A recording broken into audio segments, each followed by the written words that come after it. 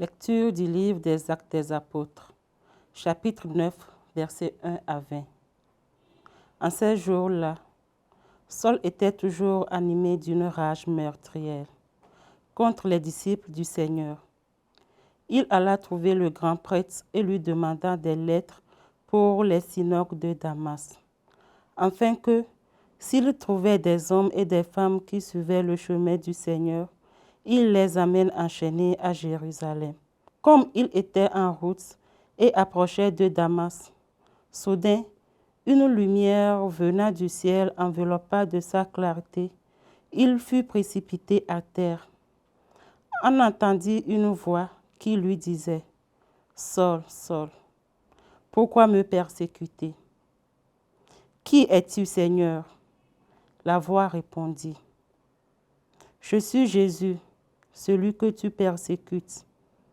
Relève-toi et entre dans la ville. On te dira ce que tu dois faire. » Ses compagnons de route s'étaient arrêtés. Muets et stupeurs, ils attendirent la voix, mais ils ne voyaient personne. Saul se releva de terre, et bien qu'il eût les yeux ouverts, il ne voyait rien. Ils le pirent par la main pour le faire rentrer à Damas. Pendant 3 jours, il fut privé de la vue. Il resta sans manger ni boire. Or, il y avait à Damas un disciple nommé Ananie. Dans une vision, le Seigneur lui dit « Ananie !» Il répondit « Me voici, Seigneur. » Le Seigneur reprit « Lève-toi, va dans la rue appelée rue Droit chez Jude. Tu demanderas un homme de Taras nommé Saul. Il est en prière et il eut cette vision. Un homme du nom d'Ananie entrait et lui imposait les mains pour lui rendre la vue. Ananie répondit « Seigneur, j'ai beaucoup entendu parler de cet homme et de tout le mal qu'il a fait subir à tes fidèles à Jérusalem. Il est ici, après avoir reçu de la part du grand prêtre le pouvoir d'enchaîner tous ceux qui invoquent ton nom. Mais le Seigneur lui dit, « Va, car cet homme est l'instrument que j'ai choisi pour faire parvenir mon nom auprès des nations, des rois et des fils d'Israël. Et moi, je lui montrerai tout ce qu'il lui faudra souffrir pour mon nom. » Ananie partit donc et entra dans la maison. Il imposa les mains à Saul en disant, « Saul, mon frère, celui qui m'a envoyé, c'est le Seigneur. C'est Jésus qui t'est apparu sur le chemin par lequel tu venais. Ainsi, tu vas retrouver la vue et tu seras rempli d'Esprit Saint. » Aussitôt tombèrent de ses yeux comme des écailles et il retrouva la vue. Il se releva, puis il fut baptisé. Alors, il prit de la nourriture et les forces lui revirent. Il passa quelques jours à Damas avec les disciples, et sans plus entendre, il proclamait Jésus dans les synagogues, affirme que celui-ci est le Fils de Dieu. Parole du Seigneur, nous rendons grâce à Dieu. Allez dans le monde entier, proclamez l'Évangile. Allez dans le monde entier, proclamez l'Évangile. Louez le Seigneur, tous les peuples. Faites-le, tous les pays. Allez dans le monde entier, proclamez l'Évangile. Son amour envers nous s'est montré le plus fort. Éternelle est la fidélité du Seigneur. Allez dans le monde entier, proclamez l'Évangile.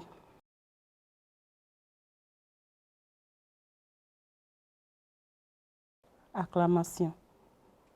Qui mange ma chair et boit mon sang demeure en moi et moi en lui, dit le Seigneur.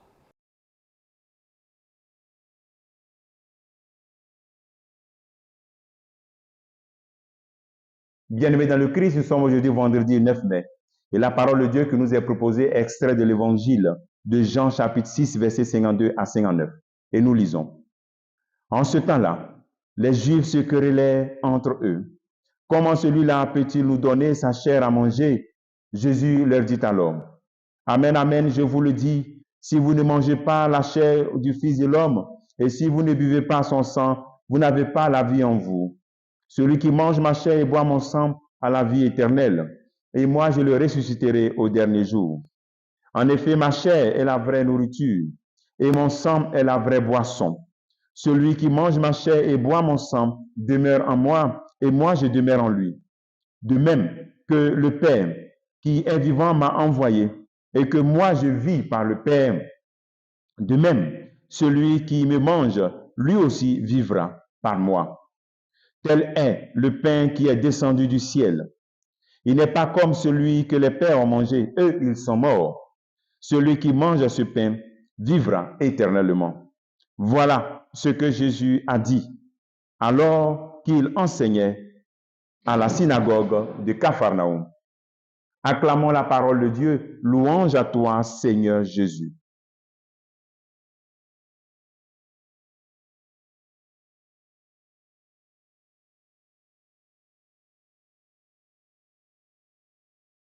Le Christ continue ce discours sur le pain de vie et voici ce qu'il dit dans ces synagogues.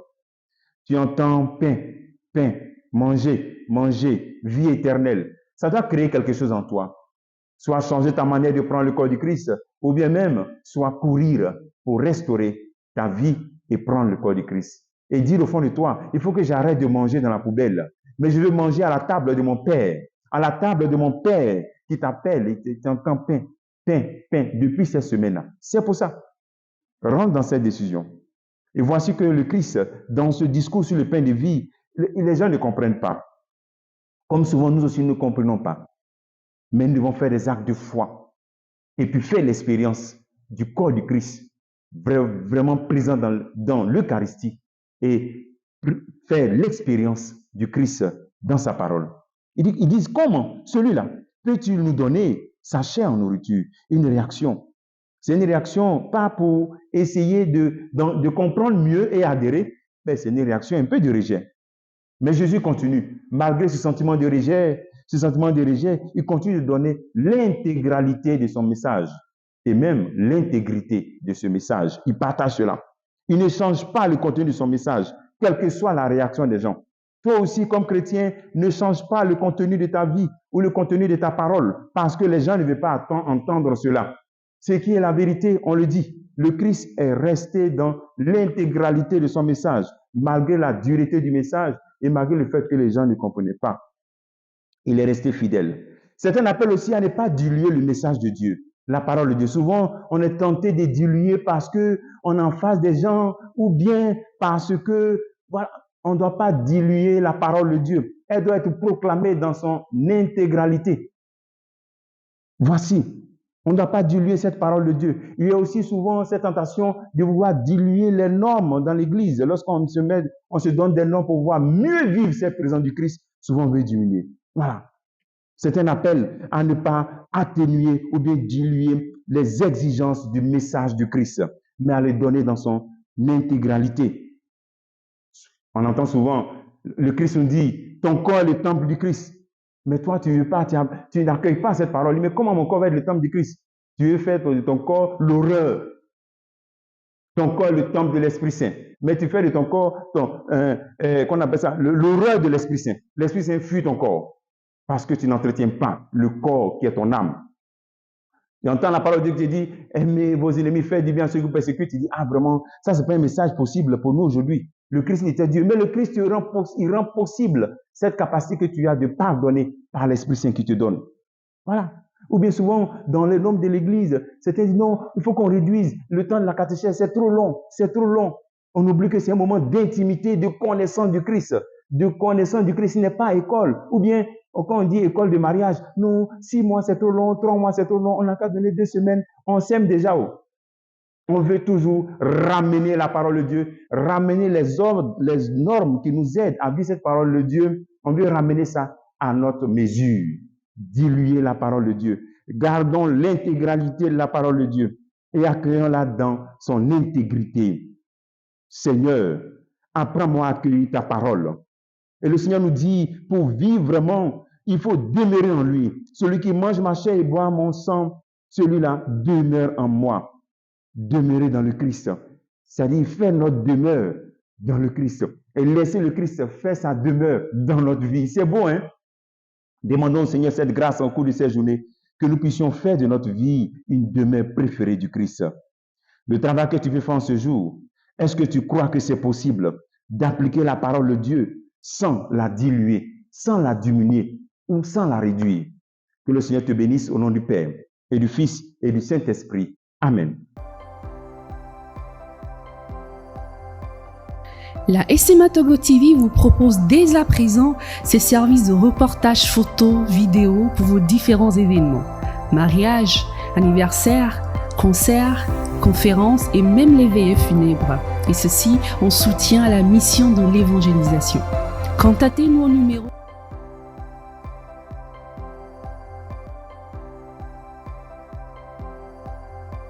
ou par email media@smatogo.com.